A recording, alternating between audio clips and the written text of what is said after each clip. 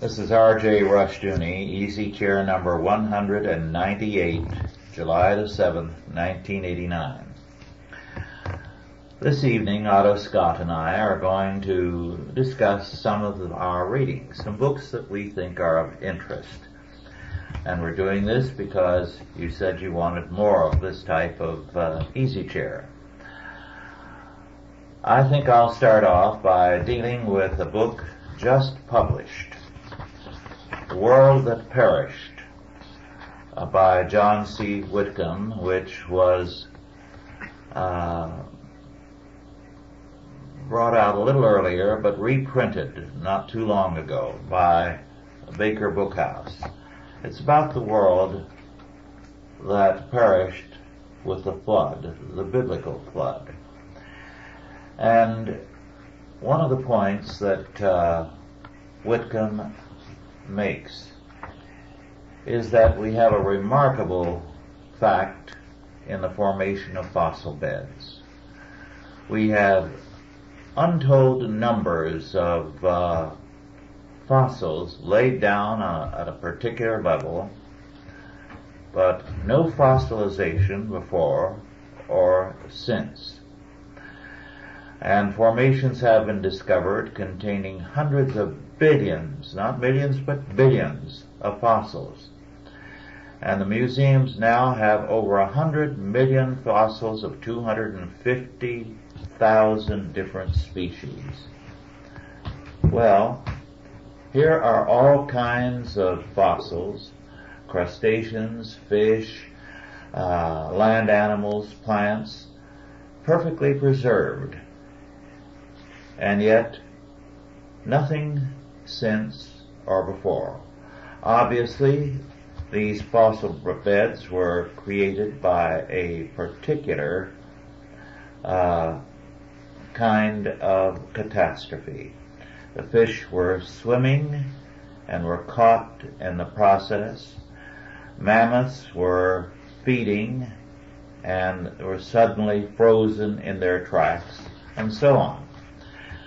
And he gives a very, very vivid account of what has happened. For example, an estimated 5 million mammoths have remains buried all along the coastline of northern Siberia and Alaska.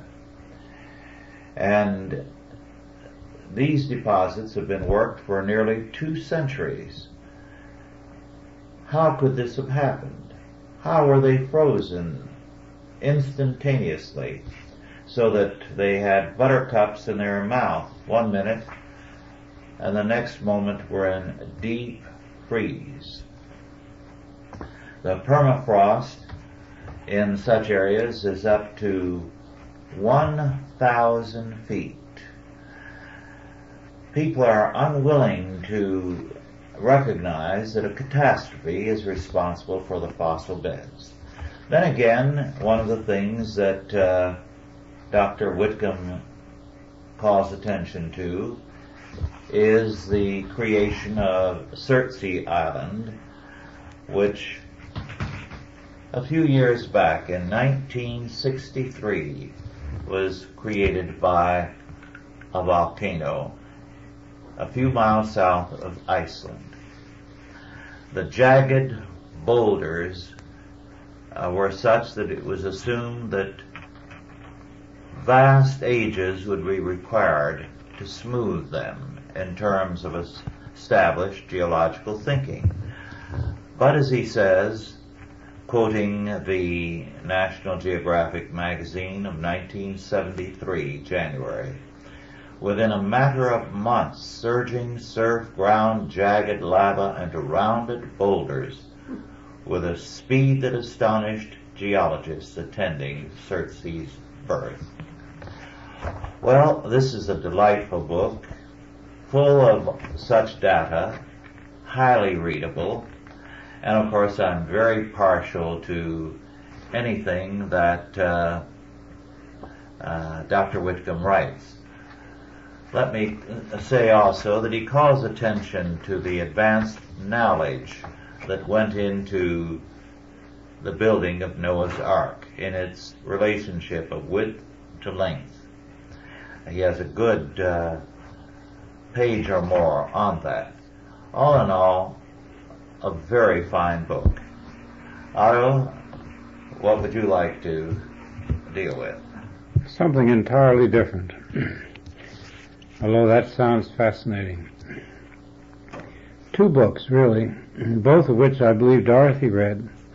Hope Against Hope, yes, by Nadezhda Mandelstam, and Hope Abandoned. They were both printed in English by Athenaeum, the first one in 1970 and the second in 1974. Nadezhda Mandelstam was the wife of the poet Osip Mandelstam, and both of them were interesting people. They were Jewish revolutionaries, or liberals, you might say. Osip was a poet, very well known, and she was raised in an upper-class, well-to-do family. She was taught in childhood 3 or 4 different languages, read the classics. They were both highly literate, very intelligent, ardent for the revolution. And of course the revolution ate them up, as it ate up so many of that generation. He disappeared in Siberia. Before he disappeared, he was a fugitive, practically speaking. They had no home, they had no income. They would sneak into Moscow and live off the bounty of their friends, although in the beginning of the revolution, in the first few years, they had been on the very top. And in the course of these fugitive years, he had her memorize all his poetry. The Pravda, I think, somewhere along the line, reported that Osip Mandelstam last seen drunk at a certain bar. And then he vanished from public print. His books were destroyed. In the early 30s, he was picked up finally because he had written and delivered a poem making fun of Stalin. And he vanished into Siberia, and nobody has really determined what happened to him there. Various bad stories come out. In any event, he disappeared into the maelstrom. She continued as a school teacher in the provinces, and finally, late in life, allowed back into Moscow. One of our New York Times correspondents visited her and wrote about her in his book about Moscow. He's still in Washington. He's with the Washington Bureau of the New York Times. His name escapes me at the moment. But he was a bit disdainful of her. He said she was smoking cigarettes one after the other, and he wasn't too greatly impressed. But in the meantime, her manuscript Hope Against Hope was a pun on her name, which means hope in Russian, Nadezhda.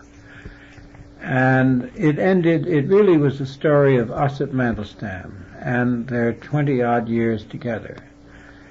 The second volume was her own biography, which she also smuggled out, which was printed in the West. The first one made her world famous. It is a great classic, a tremendous book, marvelous. The second is equally good, but in the second book, she's talking about herself and not about her husband. She's had 2 things to say that strike me as worth repeating now. The first was that she assumed in her moments of despair and depression, and especially dealing with the ignorant and unlettered people in the provinces, that the regime had succeeded in destroying historical memory and was creating a generation of robots. But then, toward the end of her life, young people began to look her up. They transcribed, she had her recite her husband's poems, and the poems went into the samizdat. And suddenly all the work that Osip Mandelstam had done in the years of his internal exile was replaced back into the stream of world literature. She also said that these young people began to bring up topics and conclusions that were classic, that were equal to anything she had known before, and she realized for the first time that the human race cannot be destroyed, that every generation comes into the world with the same brains as its predecessors, thinking the same thoughts and coming to similar conclusions. And of course, she also, in this, was very interesting. She also said she looked forward to death because she knew she was going to meet her husband in the next life in heaven. And that conclusion caused her to be dropped abruptly from all the reviews by all the critics in charge of, what would you call it, literature, the traffic in literature in our intellectual circles. She had evidenced at the end of her life a Christian conversion in all but words, and that was unforgivable. Amazing. Two of the greatest books, I guess, to ever come out of the Soviet or to come out of any experience. Yes, well, right now we're seeing a campaign against Christianity conducted by book reviewers. New York Times review of books recently had a long article ostensibly on Randall Terry by Gary Wills, but in the course of which he took a swipe at virtually everything Christian. Took a swipe at you too in the process. Yes. Yes. The article went all around the barn to do so. The Rutherford Institute was in for criticism. Nothing about what it's done in the defense of the religious freedom of Christians, Jews, and atheists. First Amendment rights. Nothing. Gary Wills is a curious specimen. There are a number of good old English words for him. One is turncoat, and the other is ingrate. He began as a young classics scholar who attracted the attention of William F. Buckley, Jr., and William F. Buckley, Jr. put him on the staff of the National Review, which gave him a position of eminence, at least in an intellectual sense. The last good thing that he wrote, when he was still using Buckley as a springboard, was his coverage of I think it was the 1968 Democratic Convention in Chicago. Do you remember? That was the convention that had all the violence. And he wrote a piece for, I think it was for Time magazine, which Time magazine paid for but did not publish, and which I got a copy of, and it was an unexpurgated description of some of the happenings at that point, which the average person still doesn't know about. Do you have that? No, I don't. I'm sorry, I don't have it anymore, but they filled bags with excrement and threw them at the police. They copulated in public. They did things which are simply unbelievable. And he wrote that, and I remember I copied it, had it Xeroxed rather, and circulated around the executive suite of Ashton Oil, which caused great shock, but they didn't forget it. Well, shortly after that, Gary Wills switched to the other side. He switched to the side of the demonstrators. He switched to the side of the radical left. He wrote a series of scathing articles about the men that had helped him, including John Chamberlain and others, and then, of course, was given a university post as a professor, and has since then been spewing acid across not only Christianity, but every traditional value in this country. How would you describe such a man? It's a compliment to be insulted by him. Yes. Well, to continue, I'd like to mention a book now, and I don't want any letters correcting me on this. It's by Isaac E. Mosen, M as in Mary, Ozeson. You'll get letters anyway. Well, I'll pay no attention to them. The Word, the dictionary that reveals the Hebrew source of English. And Joseph T. Shipley, who is the author of the Dictionary of Word Origins, says that this book is a challenge to linguists, and that it calls for a re-examination of our thinking in the area. Because what Mosen believes is, and this book was published by Sapolsky Publishers in New York, 1989. Sapolsky, Shapolsky Publishers, 136 West 22nd Street, New York, 10011. Well, his thesis is one that has been dropped in the past 2 centuries, monogenesis. Namely, that all languages have a common origin. Now, if you believe in the Bible, you believe that God created man, you have to believe in monogenesis. But anything that points to monogenesis is treated with withering contempt, is ruled out by the Academy. By the philologists. Yes. And as he says, that he believes that Hebrew is the mother tongue. And that, he said, well, let me quote a little bit. In search of an honorable ancestor for the Aryan race, the linguists developed a theoretical prototype language that could even claim Sanskrit as a child. And so for the past several decades, Western historical linguists have been the proud Dr. Frankenstein creators of a Proto-Indo-European language that curiously favors the Germanic element. Who would research Hebrew as the root language when even the PhDs in Semitics hung Hebrew out on a limb called West Semitic?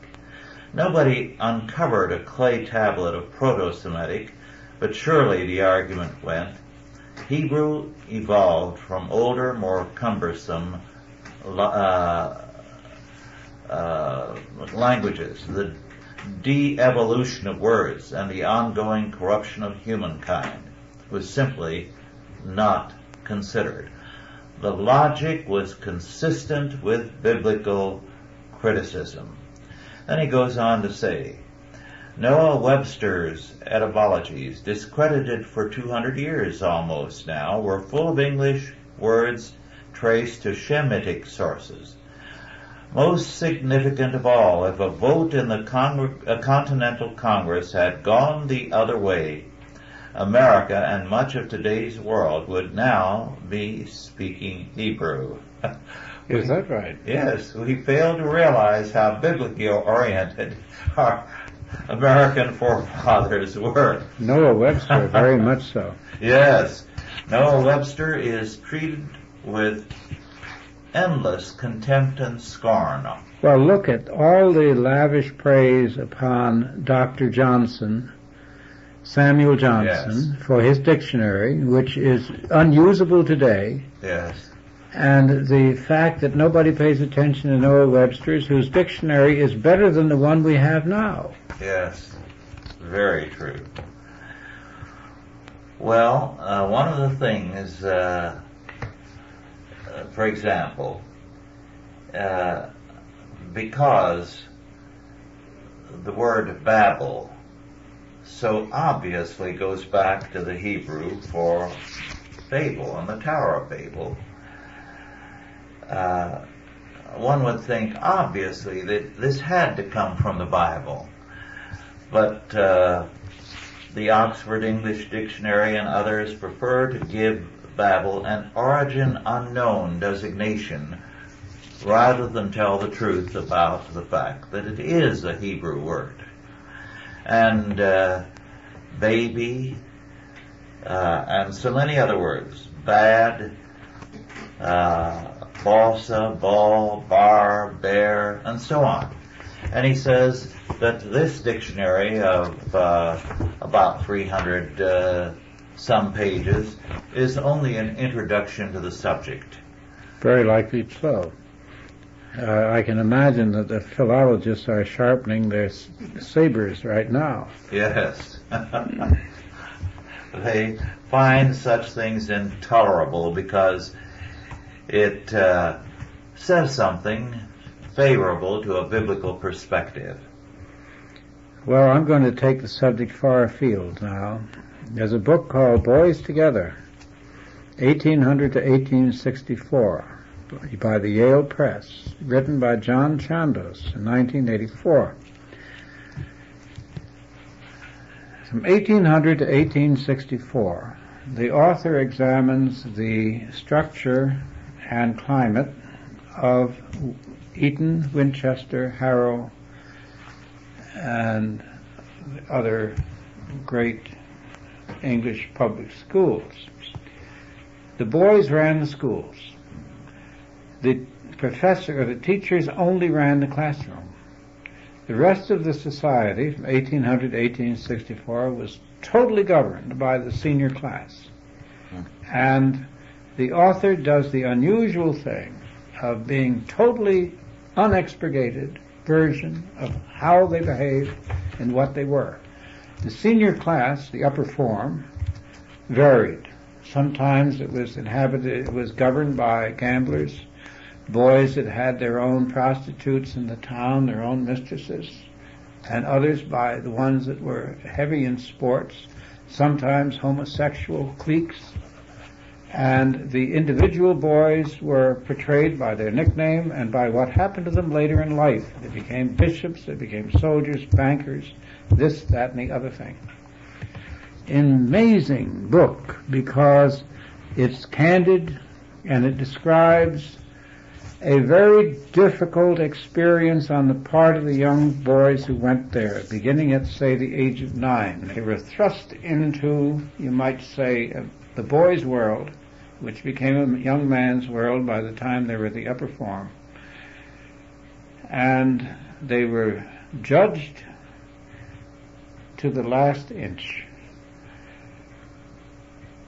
Then in came the middle-class teachers who had grown up in the early Victorian period, who said this has got to stop, this immorality has got to be ended, this license, and so forth and so on. So they came down very heavily, and the teachers, the housemasters as they call them, expanded their authority over all aspects of the school, and that was the end of that particular kind of education, which was essentially an 18th century education.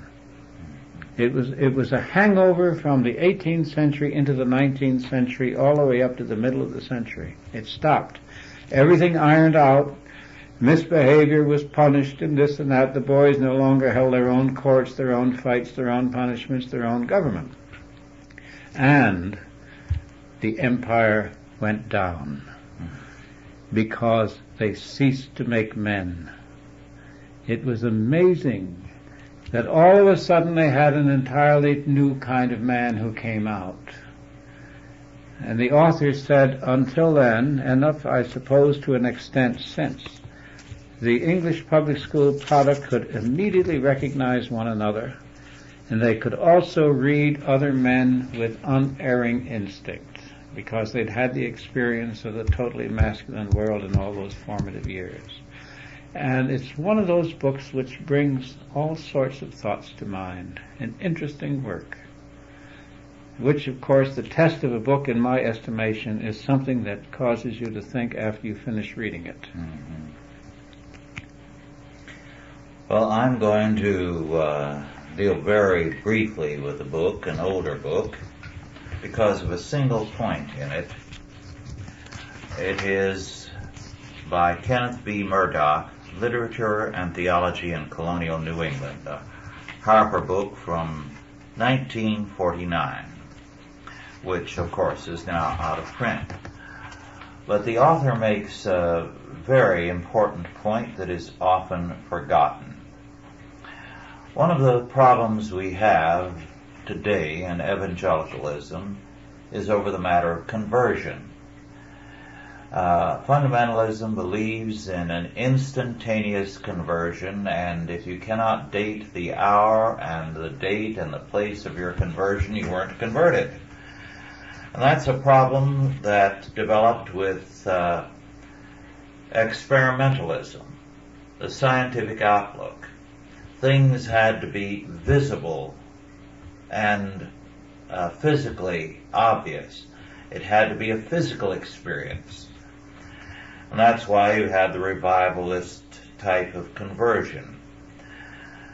But the Puritans, as he points out, especially the Puritan in New England, conceived of the process of regeneration as ordinarily a slow one, and one that involved patience and effort on the part of the individual.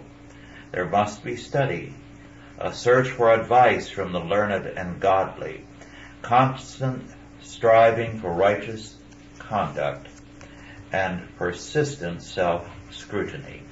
The Puritans recognized that in some instances, as with, of course, Paul, the conversion was an instantaneous experience. But they refused to limit it just to that type of thing.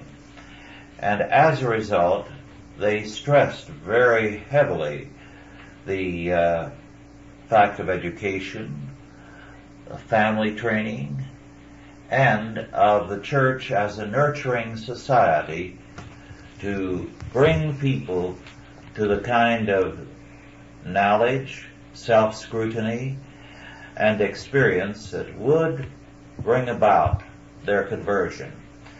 And I do think we are very much in need in our time of a recognition of why the Puritans were strong. And it was because they did not limit God to operating in one way. And that is one of the fallacies of so many people in our time. They are going to say how God operates, and they're going to put limitations on God's methods. Well, they have rules for God. Yes, and that's very dangerous. Well, I think here and elsewhere, Puritan culture can teach us a great deal.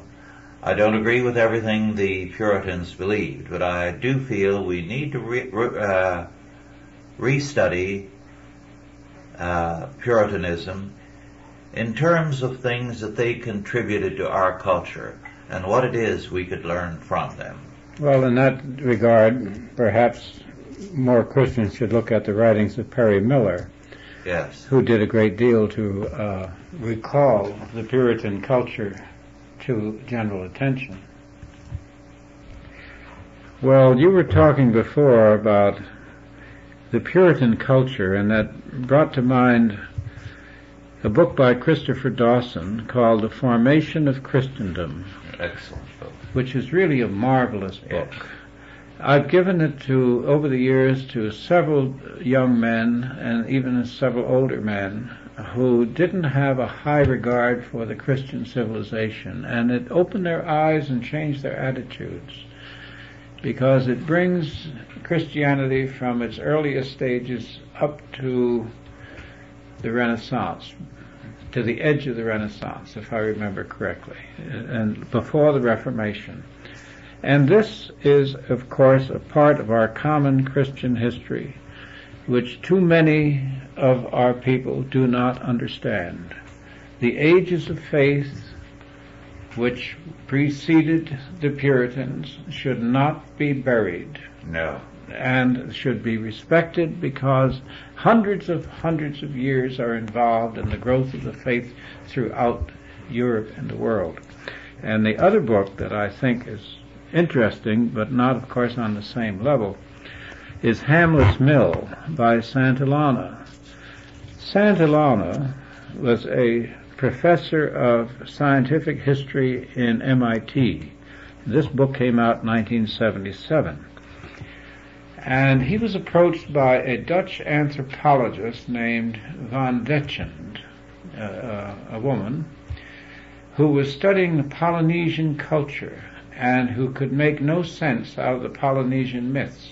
And I immediately developed a little respect for her when I read that, because, a lot of these things don't make any sense at all, and a lot of people are too inhibited to say so.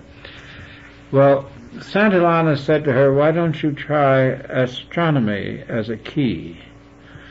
And using astronomy as a key, the Polynesian myths began to make sense in terms of the stars and the planets, because, of course, they were great navigators. They crossed the Pacific Ocean and so forth. And astronomy was the key to ancient science. The ancient science, the science of Egypt, the science of Babylon, was based upon measurements and upon astronomical observations. So, of course, was the Mayan and the Aztec. Very interesting. It's as though there was a worldwide body of knowledge and science which was lost with the debacle of the ancient world. So it reminded me of the book that you were talking about before. In the sense that Santillana investigated, even the primitive tribes in Africa had this information, and they held it in common away from the bulk of the people. It was esoteric knowledge. It reminds you almost of the modern scientist who has developed a special language, an esoteric language, to keep the mysteries of his profession from the ordinary citizen of today. In many respects, this is a regressive thing. Instead of our language encompassing more and more areas of discovery, it's being used to break up people's information, to bar people from understanding things. And it goes against the flow of the period that Dawson wrote about. And I find this fascinating. Yes. Dawson is beginning to be read more again in recent years, and I'm glad of that. One of the idiocies in Christian circles is that Protestants are unwilling to see any good in Christianity before the Reformation, and Christians are robbed by the unwillingness of Protestants and Catholics to see any good in the other's camp. And I think it produces a warped Christian. I'd like to deal very briefly with a book that I returned to. It was given to me some years ago, 10 years ago, by Stephen and Phyllis Harris.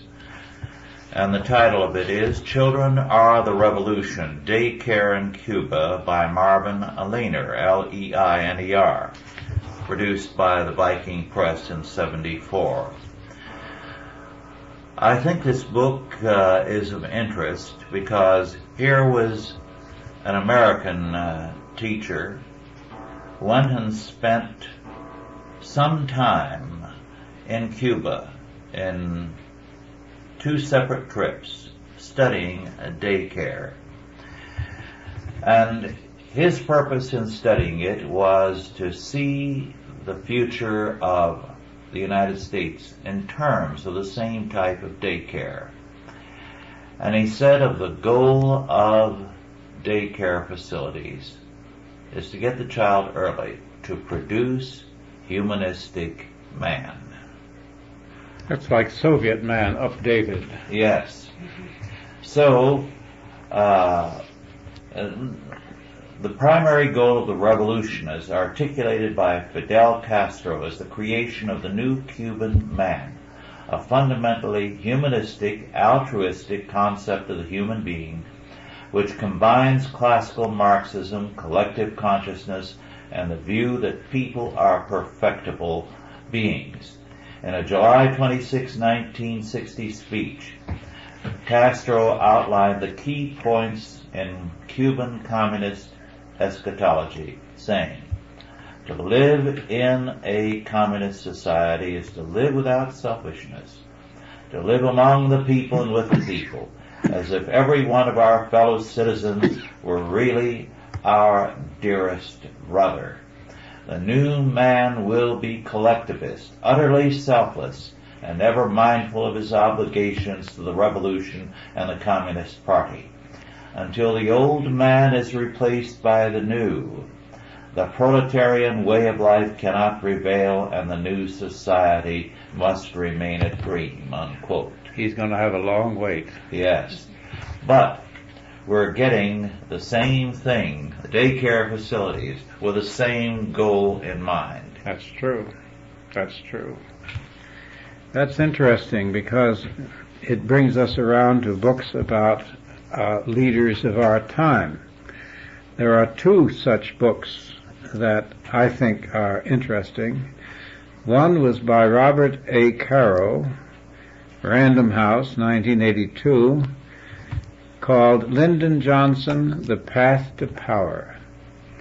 The Path to Power. Yes. It took Lyndon Johnson from the backwaters of Texas up to Hollywood, where he curried favor with Sam Rayburn and other powerful congressmen, betrayed some of his most faithful people, seduced the wife of his greatest supporter, and got himself on the verge of where he later became. Now, the second volume, that came out in 1982, which is now 7 years ago. Apparently the second volume has been written, but it has not been published.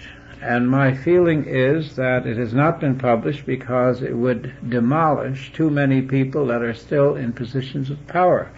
I know that it's existing because Paul Johnson referred to it in his book Modern Times. He has a footnote saying that Lyndon Johnson took bribes when he was a vice president. And he cited Robert A. Caro, but I have yet to see the second volume. Why don't you drop him a line and ask him what's happened to the second volume? I'll do that. I'll do that. And the other book, which I think is fascinating, and is by Jim Bishop, who is a very good writer, by the way, and always disdained by the literati, but he was a very clear, good journalistic writer. Published by Morrow, 1974, FDR's Last Year, April 1944 to April 1945. Now, when you read it, it's horrifying because his physician, the White House physician, lied through his teeth. Yes. He assured the press and everybody else that that man was capable of serving as President of the United States when he was walking death. He could barely function. But the physician wanted to keep his post as an admiral in the White House. So he put his lousy little position ahead of the destiny of this nation and allowed FDR to go over to Yalta and Tehran and indulge in the idiocies that he did. And the media covered up the fact of Roosevelt's incompetence. Then and since, yes. You realize that nobody was ever told what he gave away. Nobody was ever given a treaty to approve.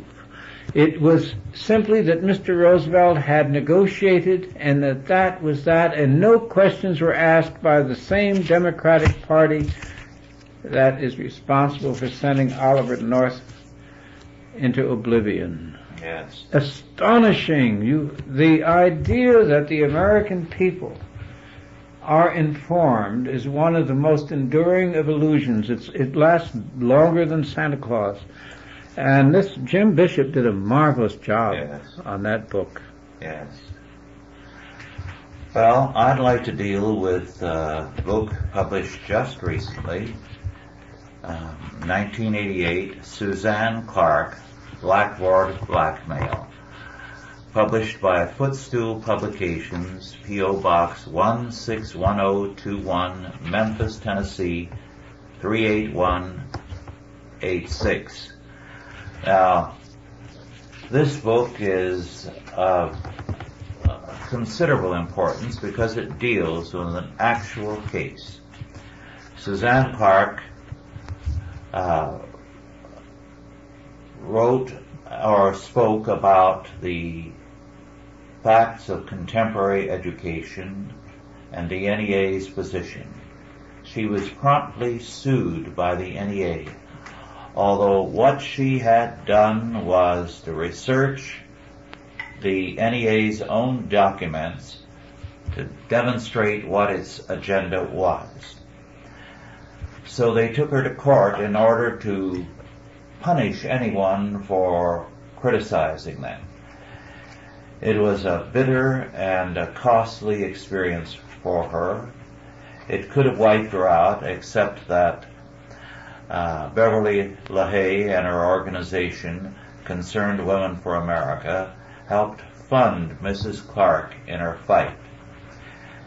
What Suzanne Clark had done was to call attention to humanism in the state schools, the NEA's war on the New Right, and to cite the attitude of some experts that there are no right answers, and therefore the school has the duty to teach children each to develop their own values, and so on and on. It's a very grim account of what it means to challenge the status quo today, the kind of abuse you take, and how it can destroy you if you don't have someone come to your aid. There are 4 excellent appendices, including Robert Dabney's article on education, which we reprinted, of course, in volumes 3 and 4 of his collected works. Well, that's interesting. Let me go back to more of a two historical books. One, The Armada by Mattingly, Yes. which is a great classic describing not only how the Armada was put together and why it really wasn't going to work, but also it gave a sidelight on the condition of France. France, as you know, at that time was involved in civil war, War of the Three Henrys, they called it. And the Duke of Guise was dominating the transvestite King of France. And the king, finally driven to his extremity, organized the murder of the Duke, which occurred in the king's apartments. The king's men fell upon him, stabbed him to death. The king looked down at him and said how long he was. I had forgotten how long he was. And when you read the description of France at that time, it seems as though you're looking at a country that couldn't possibly recover. And yet, not too many years after that, France forged ahead to become the leading country in Europe. And I think it's a remarkable book because it brings the events and the people into contemporary focus. You can almost feel as if you've been introduced to them. And the other book is a novel, a 2-part novel called The Cypresses Believe in God. Oh, yes. By Jose Maria Gironella. On the Spanish Civil War. On the Spanish Civil War. Alfred Knopf, 1955. The novelist tells you what you really need to know. He takes a small city and he takes a handful of people in the city and he shows you how the Civil War started. He doesn't get you to the war, but he gets you to the schoolmaster and his wife who come in. She preaches feminism, he preaches against industry and commerce, and all the different individuals involved. It's almost like living in the, I wouldn't say the 60s, but at least the late 50s in the United States. Then finally, you realize that all this time the government is going farther and farther left. And the government, which most Americans don't know, reached a stage where it confiscated all the property of the Catholic Church in Spain. And it confiscated the great estates. And then it sent soldiers out in trucks. And one of the men they pick up is this young student who is on the verge of going to the seminary, who is extremely spiritual. And they take him together with others. And you're not prepared for it when you read the book, because it's all so calm. They take him up to the cemetery, and there they shoot him in the back of the head. And that's the end of the book, but you know why there was a civil war in Spain. Yes. And that's what literature is supposed to do. Yes. That's a forgotten book now. I'm sure it was. But it was not popular when it was written because it's the wrong side. The wrong side. They saw the wrong things. Yes. I'd like to deal with a very remarkable book, Grace and Law, St. Paul, Kant, and the Hebrew Prophets. And the author is Heinz W. Cassarer, Cassirer. That's a famous name. Yes, the son of a great scholar. Oh, is that who he is, the son? Yes. I see. Ernst Cassarer. That's who I was thinking of. And himself a lifelong Kantian scholar. But it's a very remarkable story. There are points where I would disagree with the author. But all the same, this book published by Erdmans in Grand Rapids and by the Hansel Press in Edinburgh, published in '88. It describes how this Kantian scholar with a Jewish background became a Christian. I was surprised when you said Erdmans published. Yes. And I'd like to quote from the introductory remarks. He describes his perplexities. He said up to nearly 50 years old, he had no knowledge of any religious problems or any interest in them. But he was driven by the realities of our times to considering it. And he said, my perplexities may be summed up under two heads. First, while philosophy is supposed on all sides to be a purely rational activity, relying upon the intellect and the intellect alone, without ever allowing itself to be swayed by any personal or emotional bias, there remains this disturbing fact. Utterly different conclusions are reached by various thinkers, each philosopher arguing with great vehemence and ingenuity in favor of the position he wishes to hold, while yet the possibility is wholly excluded that agreement might be reached between him and his opponents.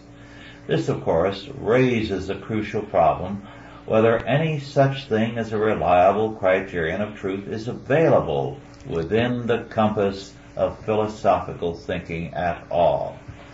So far as I could see, no satisfactory solution had been offered. Second, I had begun to wonder whether the intellect was really a suitable instrument for dealing with the fundamental problems of existence, that of man's moral life in particular.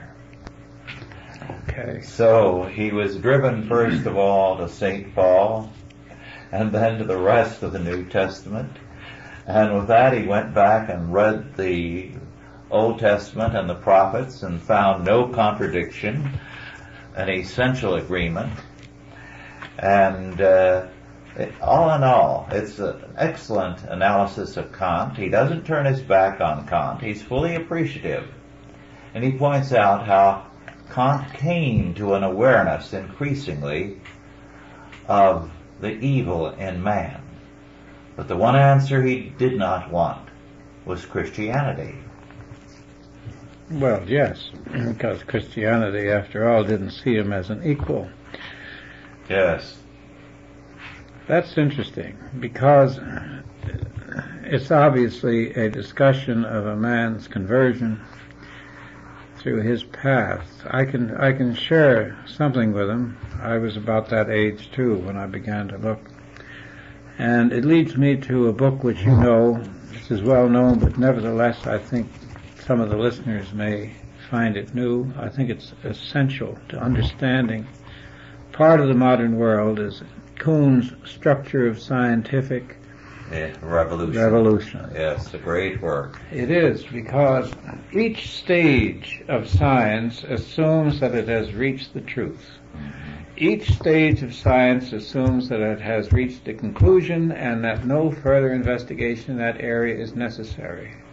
Then anomalies begin to appear, mysteries that cannot be explained. And then a new theory is slowly evolved, which presumably settles the apparent paradoxes, and everything settles down until the next great revolution. Well, I bring it up because we are in the midst of such a revolution at this point. Yes. They have discovered in experiences in outer space remarkable demonstrations of actual events which do not fit any scientific theory whatever, Einstein or anyone else. Yes. Einstein is as dead as Tutankhamun when it comes to modern astronomy. Good statement. And the same thing is true in the subatomic world. So on both ends of physical examination of the world in which we live, we are now confronted with more mysteries admitted by science than any time since science became known as such. And I think that's remarkable. Yes. And I think that this book would at least prepare people Yes. for this truth.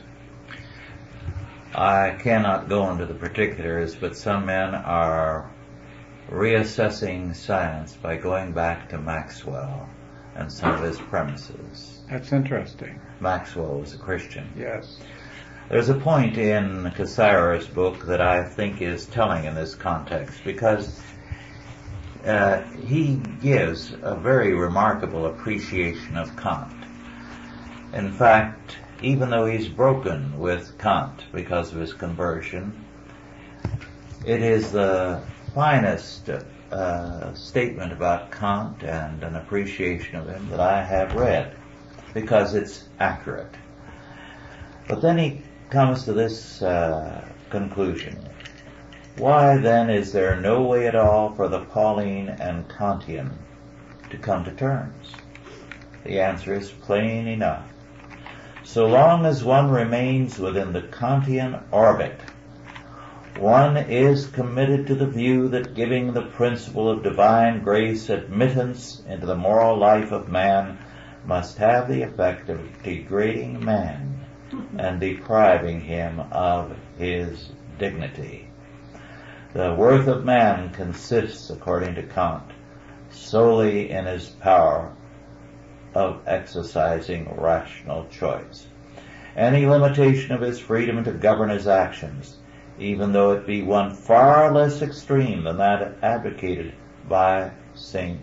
Paul, must prove wholly disastrous. That's what I thought. Kant wanted to be equal to God. Yes. He wanted to be an equal power. Yes. Equally independent. Mm-hmm. Too bad. Yes. Because it means that he was never happy. Right. Very good. Well, our time is just about up. We both still have things we didn't get to, but we'll do that on another occasion. Very good.